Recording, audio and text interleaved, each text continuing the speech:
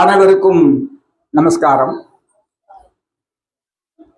பேருரைக்க கேட்ட குற மாதுதலை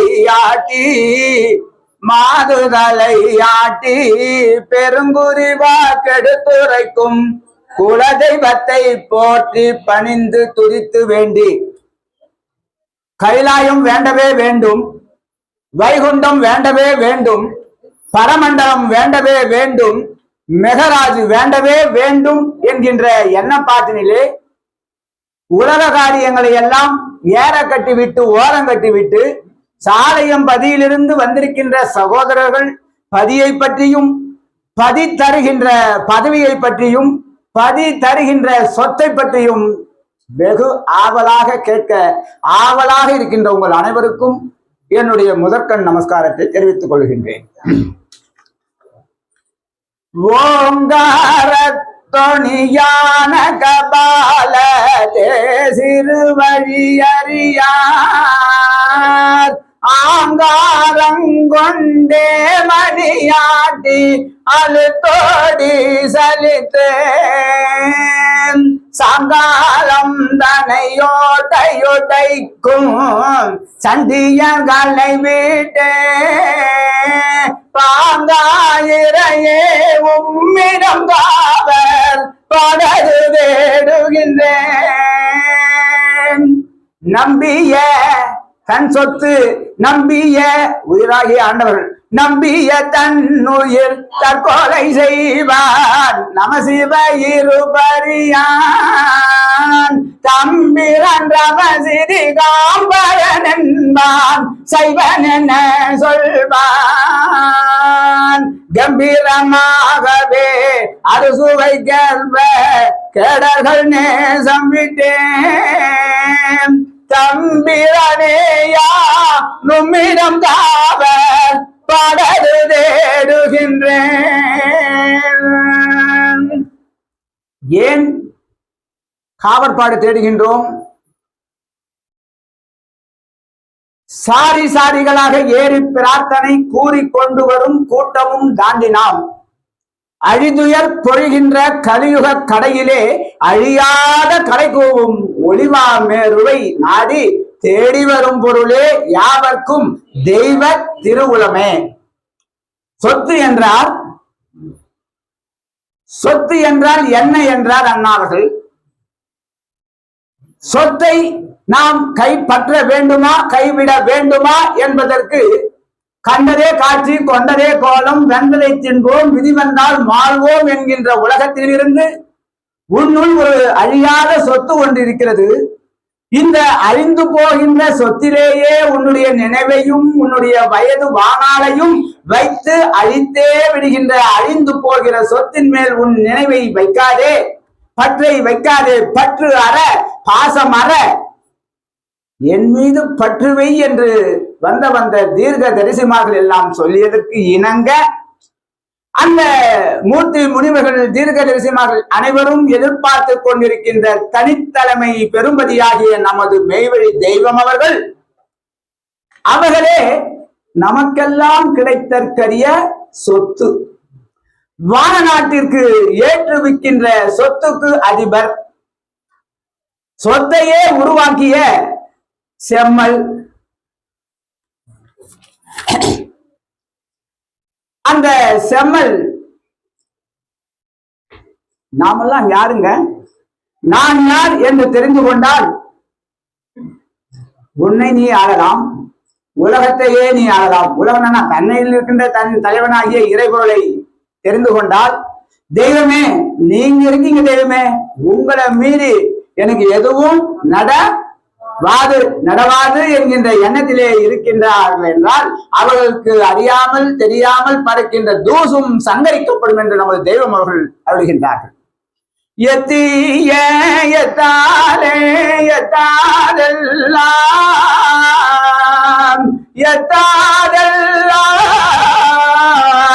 எத்திகொள் என்று ஏடத்தேறிந்தார்.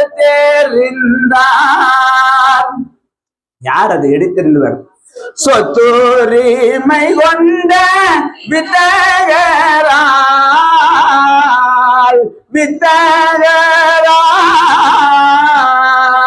சொர்க்கபாதி போய் சேர்ந்த நம்ம சேர்ந்ததால் நாம் பெற்ற பேரானந்தம் பேரானந்தம் செப்பதோலையாத போதுமை. மெய்விழி சாய்ந்த அழிதுயர் பொழிகின்ற கலியுக கடையிலே 27 சதுரயுகம் முடிந்து 28வது கடைசி சடி பிடித்த கலியிலே இது ஒரு புதுமையாக இருக்கிறது. இங்கு பேசுவதெல்லாம் உலக காரியங்கள், உலக நடைமுறைகள், உலக பழக்க வழக்கங்களுக்கெல்லாம் மாற்றமாக இருக்கிறது என்றாங்க. என்ன மாற்றம்? உலகம் முழுக்க சைத்தானுடைய சாத்தானுடைய கலி அவாவினுடைய எண்ணத்திலே போகின்ற எண்ணத்தை மாற்றி நீங்கள் எல்லாம் ஏமாந்து உங்களிடம் இருக்கின்ற அந்த சொத்தை தவறவிடாதீர்கள். உங்களுடைய சொத்து என்று தெரிவதற்கு இந்த உலகத்திலே இருக்கின்ற சொத்திற்கு பட்டா இருக்கிறது, சிட்டா இருக்கிறது, பத்திரம் இருக்கிறது. ஆனால் உன்னுள் இருக்கின்ற அந்த மெய் சொத்துக்கு பத்திரம் எங்கே? பத்திரமாய் பார்த்துக் கொள்வதற்கு அந்த பட்டா எங்கே? சிட்டா எங்கே என்றால் அந்த பட்டாவை தந்தவர்கள் தான் இலவசமாக தந்தார்கள். இலவச பட்டாவை தந்தவர்கள் தான் நமது மெய்வெளி தெய்வம் அவர்கள். தந்தது மட்டும் அல்லாமல் பட்டாவையும் தந்து பட்டத்தையும் தந்து தன்னை அறிந்தவருக்கு அனந்தர்கள் என்றும் அனந்தகிகள் என்றும் நம்மை எல்லாம் வழி நடத்துகின்ற பெருமானவர்கள் அந்த கைலாயப்பதிக்கு போவதற்கு உண்டான சொத்து ஒளிநட சொல்வாங்க. உயிராகிய அதை விட ஒரு தவளத்துனா சொத்து ஏதாவது உண்டா? அந்த ஒன்றை பெற்றுக்கொள்வோமே ஆனால் அனைத்தையும் பெற்றுக்கொண்டவர்கள் ஆவோம். அந்த ஒன்றை பெற்றுக்கொள்ளவில்லை என்றால் நீ ரதகஜ துரகபதாரிகளாகிய 4 வகை சேனா சேனியங்களை வைத்திருக்கின்ற அரசனே ஆனாலும் ஒன்றும் இல்லை. இங்க ஒண்ணுமே இல்லை. உலகத்தில் இருக்கின்ற சொத்துக்கள் எதுவும் இல்லை. ஆண்டியாக இருந்தாலும் இந்த மெய் சொத்தை பெற்றுவிட்டால் அவன் சீமான், அவன் அறிவுள்ளவன், அவன் அறிவுடையவன், சீமான் என்று நமது தெய்வம் அவர்கள் நமக்கு அருள்கின்றார்கள். யமபடகடிபடு கோடாயிரக்கூர் வாக்கியம் 25வது வாக்கியத்திலே நமக்கு அருள்கின்றார்கள். நீ எவ்வளவு பணக்காரனாக இருந்தாலும் ஒரு அரைக்கால் படிக்கு மேல் சாப்பிட்டு விடுவாயா? முடியாதே. ஆகவே இறைவனுடைய சொத்துக்கு காவற்காரனாகத்தான் நீ இருக்கிறாய். உன்னிடம் யமன் வாதையை கடக்கக்கூடிய ஒரு வலிமை இருக்கிறதா? இல்லை.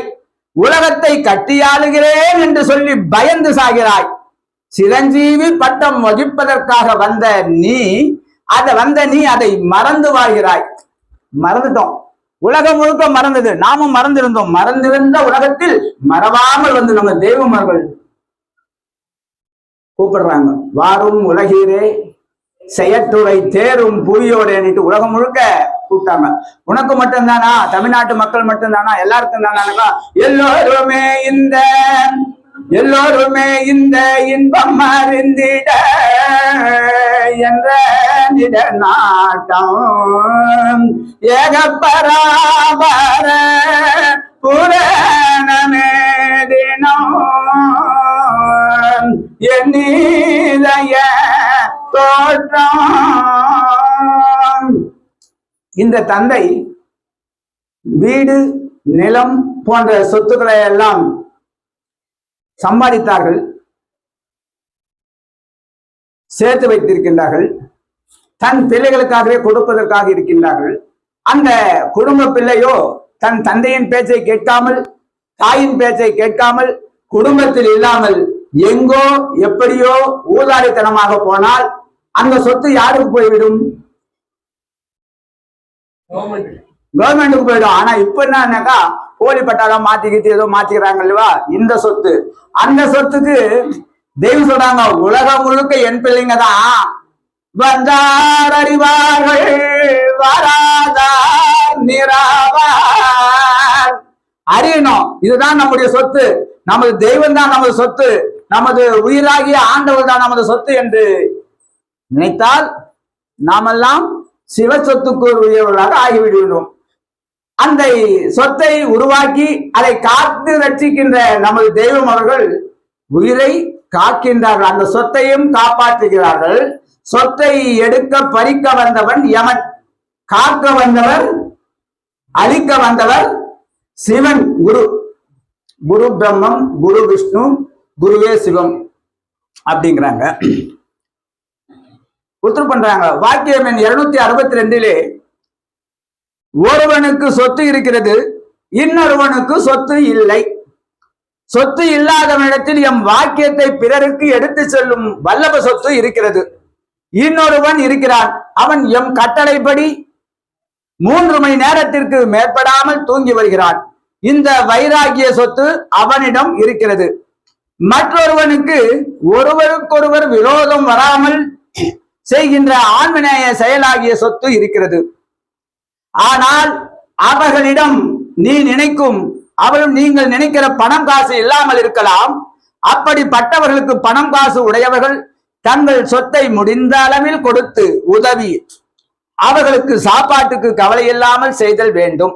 அதற்கு பதிலாக அவர்கள் தங்கள் கையில் உள்ள சொத்தை இவர்களுக்கு பங்கி பரிமாற வேண்டும். இதுதான் தெய்வத்தினுடைய எம் இச்சை என்று நம்ம தெய்வங்கள் அழுகின்றார்கள். ஒருவன் கட்டிச்சோறு கொண்டு வருகிறான், மற்றொருவன் அவல் பொறி கொண்டு வருகிறான், வேறொருவன் சர்க்கரை கொண்டு வருகிறான்.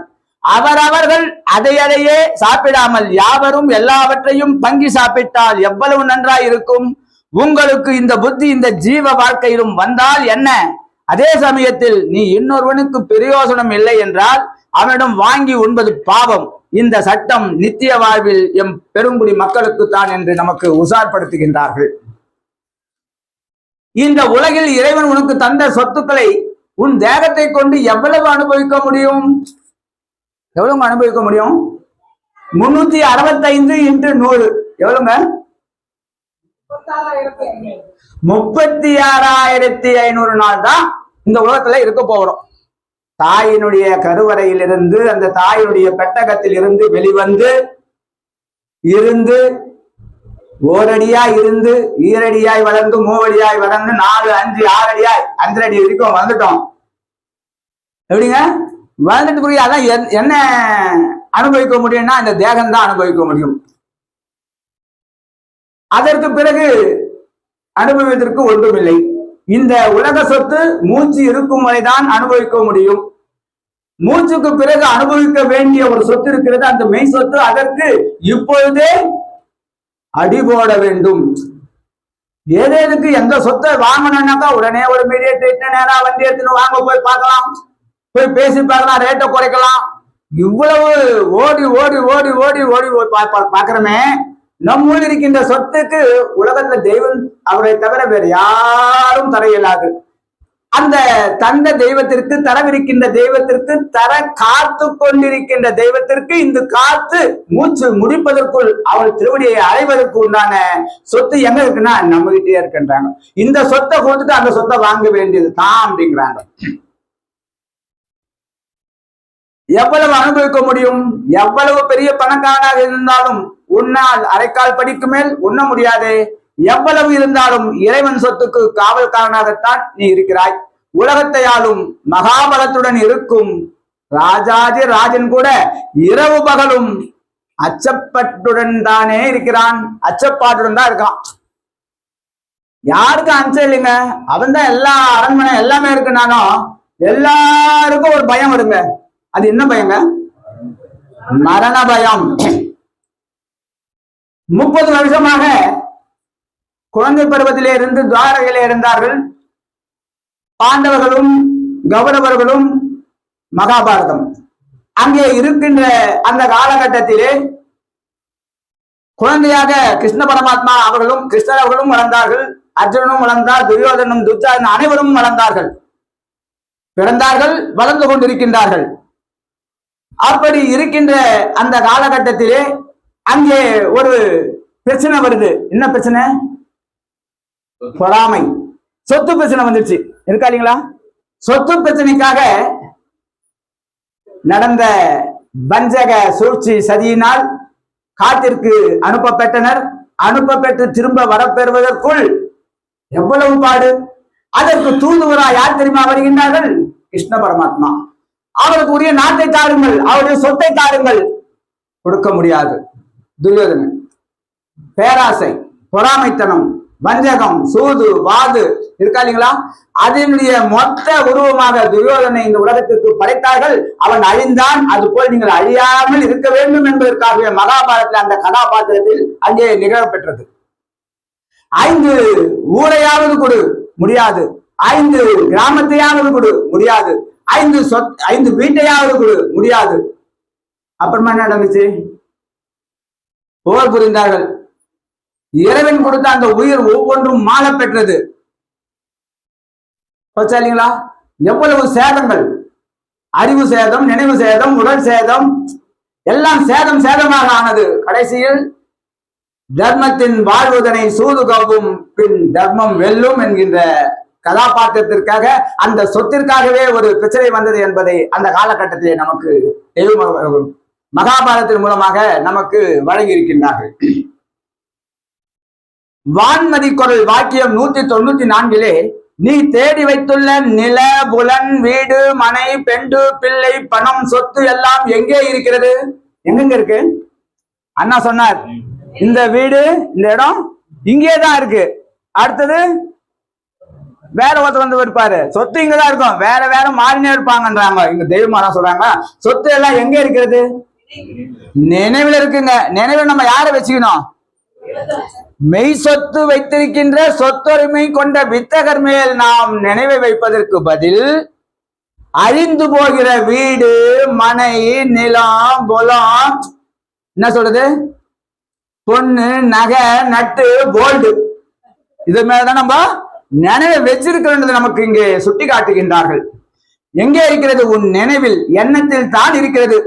பைத்தியம் பிடித்துள்ள ஒருவன் பேரில் எவ்வளவு சொத்து இருந்தாலும், பைத்தியம் பிடிச்சிருக்கான், பைத்தியம் தெளியணும்னா மேய்வழிக்கு வரணும். மேய்வழிக்கு வந்தால் பைத்தியம் தெளிந்தவர்கள். உலகம் முழுக்க அறிவாக இருக்கிறான், அறிவா சொத்தா. இந்த உலகமே என்னதான், இந்த சிவகாசியே என்னதான், இந்த தமிழ்நாடே என்னதான், இந்த இந்தியாவே என்னதான், இந்த உலகமே என்னதான் என்று சொன்னாலும் அவன் எல்லாம் அறிவற்றவன், பைத்தியம் பிடித்தவன்றாங்க. பைத்தியம் பிடித்தவன் பிள்ளை ஒருவன் பேரில் எவ்வளவு சொத்து இருந்தாலும் என்ன பிரயோசனம்? ஆகவே நீ தேடியதோ நன்மையோ தீமையோ எதுவா இருந்தாலும் அவை யாவும் உன் நினைவில் தான் இருக்கிறது. அந்த நினைவு விளைந்து வாக்காக வருகிறது. ஆகவே வாக்கில் வெளியாகும் பாவம் எண்ணத்தில் விளைவேறித்தான் வருகிறது. கோபத்திலோ அல்லது விளையாட்டுக்காகவோ நீ இந்த மெய்யை குறைவாக பேசினாலும் அது பெரிய தீங்காக பாவமாக விளைந்து விடும். ஆகவே எம் செவி கேட்க உன் வாய் கொண்டு அதை வெளியில் சொல்லி அப்பாவத்தை உடனே பரிகரித்து விட வேண்டும் என்கின்றார்கள் சொத்துக்கு அதிபதி. ஒரு தப்பு பண்ணிட்டோம், தெய்வத்திட்ட போயிட்டு ஒரு அண்ணா வந்தார், தெய்வமே அவருக்கு கண்ணாடி விரியன் பாம்பு கட்டிடுச்சு, தெய்வமே. சுயம்புலிகானந்தர் சென்னையில இருந்தார், சாலைக்கு வரார், பாம்பு கட்டிடுச்சுங்க. என்ன பாம்பு? கண்ணாடி விரியன் பாம்பு கட்டிடுச்சு. உடனே தெய்வமே கண்ணாடி விரியன் கடித்து விட்டது, கண்ணில இருந்து ரத்தம் வந்து கொண்டிருக்கிறது, தெய்வமே தகவல் வந்துச்சு. உடனே தெய்வம் தன் திருக்கரத்தால் தீர்த்த கட்டி எடுத்து கொடுத்து முதல்ல நட்சத்திரம் நினைச்சு அதில் தீர்த்தத்தை போடு உத்தரவு பண்றார். உடனே போனா தீர்த்தம் போட்ட உடனே கண்ணில் வர ரத்தம் நின்றுச்சு. தெய்வமே நின்றுச்சு. தெய்வமே அவனை அப்படியே விடுதிக்கு போயிட்டு குளிச்சுட்டு அந்த ஈரத்தோட வந்து இங்க நிக்க சொல்லிட்டு நீங்கெல்லாம் விடுதிக்கு போயிடுடான்ட்டாங்க. நல்லா கவனிங்க, நீங்கெல்லாம் சொல்லிட்டு நீங்க அவங்க விடுதிக்கு போயிடுங்க. அவர் வந்தார், தெய்வமே நமஸ்காரம், கண்ணாடி விரியம் பாம்பு, ஏண்டா எல்லாத்துக்கும் கட்டு போட்டிருக்கனே, ஏண்டா அவனுக்கு கட்டிச்சது, ஏன் பண்ணிச்சது? உத்தரவு தெய்வமே. சரி சரி, நீ செய்த அந்த தப்ப உணர்ந்து கண்ணில் ரத்தம் வந்த கண்ணில் தண்ணி நீர் வரட்டும், கண்ணில் நீரை வச்சுட்டு 2 மட்டும் சொல்லிட்டு நீ நினைச்சு தெய்வமே அப்படின்னு சொல்லிட்டு போடா தொட்டு நமஸ்காரம் பண்ணார். தெய்வமே, தெய்வத்துக்கு தெரியாததா? அட என் செவி கொண்டா சொல்லாததா? தெய்வத்துக்கு தெரியாதான்னு கேட்கிறார் சுயம்புலிகானந்தர். தெய்வத்துக்கு தெரியாதா அந்த தப்பு? அந்த தப்பு தெரிஞ்சதுனால்தான் சொல்றாங்க. ஏனென்றால் இந்த வித்து சொத்தையாக போகக்கூடாது, அந்த கைலாய சொத்துக்கு ஆசைப்பட வேண்டும் என்பதற்காக அங்கே நமக்கு தெய்வம் அவர்கள் அங்கே அந்த திரு நிகழ்வினை நிகழ்த்தி காட்டுகின்றார்கள்.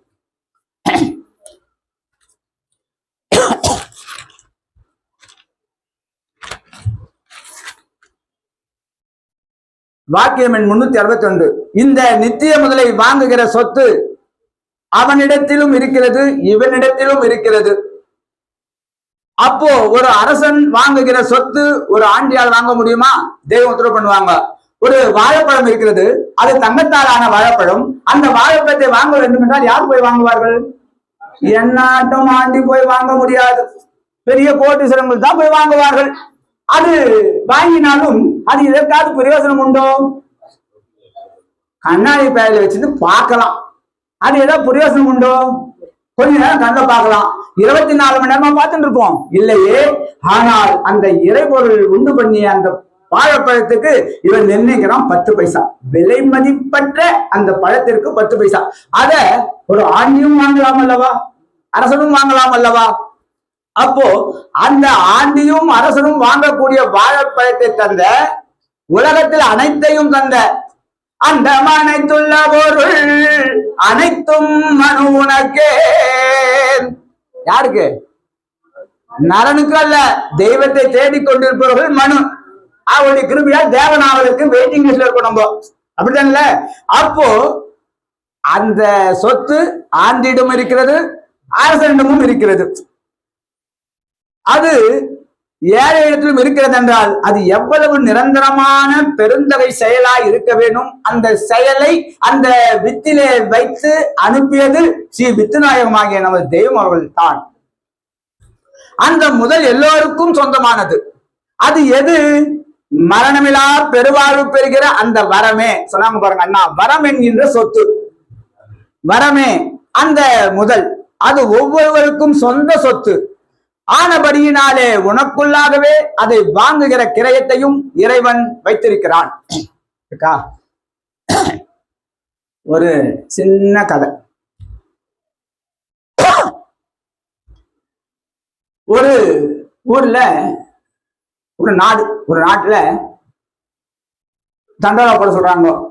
யார் யார் ஏழையாக இருக்கின்றார்களோ அவர்களை எல்லாம் அரண்மனைக்கு வர சொல்லுகின்றார் ராஜா. உங்களுக்கெல்லாம் ஒரு பரிசு காத்து கொண்டிருக்கிறது, உங்களுக்கு ஒரு சொத்து தரப்போகிறார், உங்களுக்கு ஒரு பதவி தரப்போகிறார் என்கிறார்கள். உடனே அங்க இருக்கின்ற ஊரில் இருக்கின்ற ஏழைகள் அனைவரும் வந்தார்கள். வந்த உடனே என்ன கொடுக்க போறீர்கள் ராஜா? ராஜா பதவியை நான் ராஜினாமா செய்துவிட்டு உங்களை ராஜாவாக ஆக்குகின்றேன், ராஜாவா ஆக்க போறேன் அப்படின்றாரு. இவனுக்கு ஒண்ணுமே தெரியாது. ராஜாவா ஆக்க போறீங்களா? சரி சரி, மந்திரிகளா இருக்காங்க, இவங்களை சின்னவங்க அரசு ஆண்டுடுவோம். ஆனா ஒரு கண்டிஷன். என்ன கண்டிஷன்? நம்ம ஒரு அனந்தர் சொன்னதுதான் அந்த காப்பீட்டு சொல்றாங்க. மெய்வாழ்விலே மெய்கல்வியிலே காப்பி அடித்தால் வெல்கம் மார்க், மார்கநாதர் அவர்கள் தருகின்ற மார்க். பொய்க்கல்வியிலே காப்பி அடித்தால் கெட் அவுட் ரிமார்க். இருக்கா இல்லைங்களா? அப்ப நம்ம மெய்கல்வியில காப்பி அடிப்போம். இதோ அண்ணா பேசுற காப்பி அடிப்போம், அந்த அண்ணா பேசுற காப்பி அடிப்போம், தெய்வம் கொடுத்த வாக்கியத்தை காப்பி அடிப்போம். எப்படிங்க? அப்போ கேக்குறாங்க, சரி என்ன கண்டிஷன்? 5 வருடத்திற்கு உன்னுடைய ட்ரெஸ் எல்லாம் கொடு, பேக் பண்ணி வச்சிருவோம். 5 வருடத்திற்கு பிறகு உனக்கு அந்த உடையெல்லாம் திருப்பி தரப்பெற்று ராஜ உடையெல்லாம் எடுத்துக்கொண்டு ராஜா என்கின்ற பதவியை ராஜினாமா செய்ய வைத்து விட்டு நான் ராஜாவா வந்துருவேன், நீ வெளியே போயிடுறேன். அங்கே ஒரு பெரிய தீவு இருக்கிறது.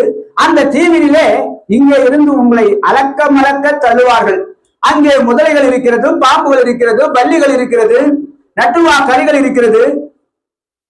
அப்புறம் அவ்வளவுதான். அதுக்கப்புறமா போனா கூண்டோட கைலாசம் இங்க, கூண்டோட நரகம் அங்க. போனா உயிர் வராதே, உயிர் போயிடுமே. அப்பா எனக்கு இந்த பதவி வேணா, நான் போய் அங்க அளக்க மலக்க போகவும் விரும்பவில்லை என்று ஓடினார்கள் அனைவரும்.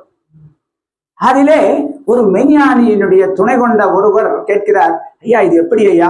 இங்க இருக்கிற மந்திரிகளோ உலகத்தை ஆளுவதற்கு தான் சொல்கிறார்கள், நீ மந்திரி பதவியை ஏத்துக்கோ, நான் உனக்கு ஆலோசனை சொல்றேன்.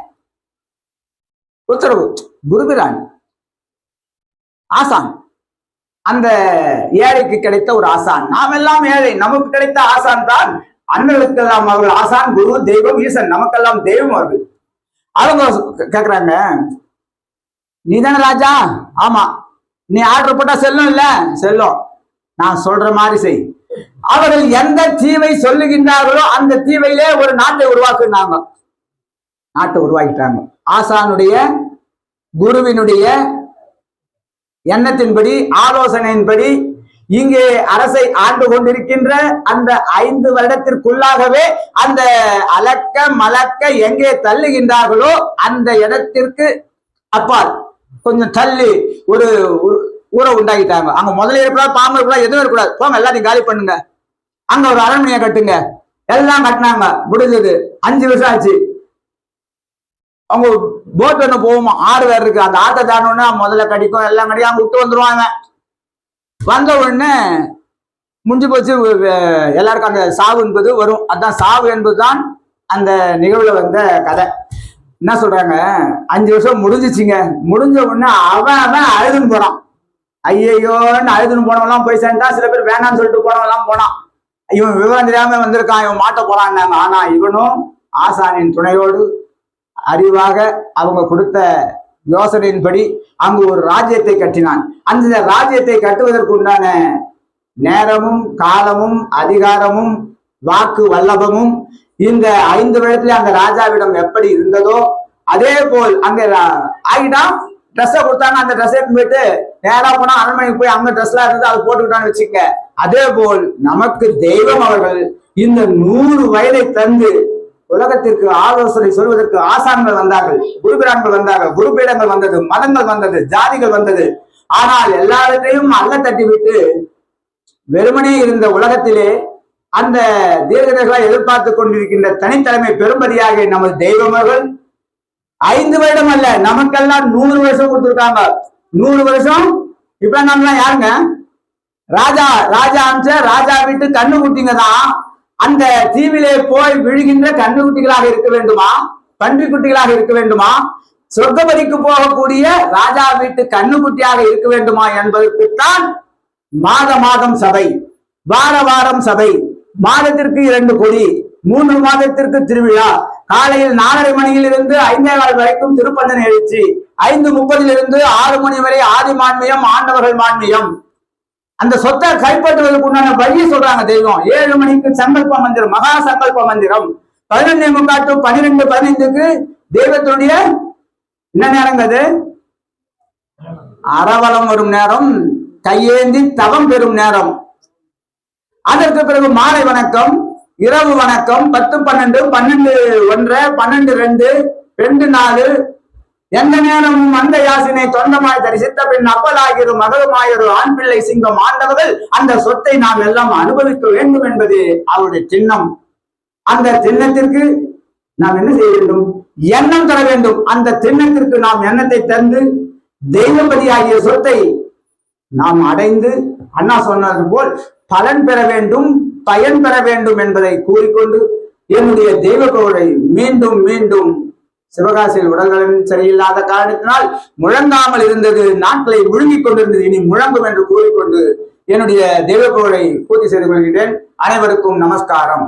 தினமொரு நேரம் என்றிருமொழி அதனை கேட்டால் பனி வெள்ளம் போலே பாவம் பறந்திடும் நிஜமே சொன்னோம். கனிமொழி ஜோதி பார்க்கும் கையெழுத்தாதி நோக்கும் துணிவுடன் கேட்டோர் உற்றார் தொலைந்தனர் பிறவித்தானே. அனைவருக்கும்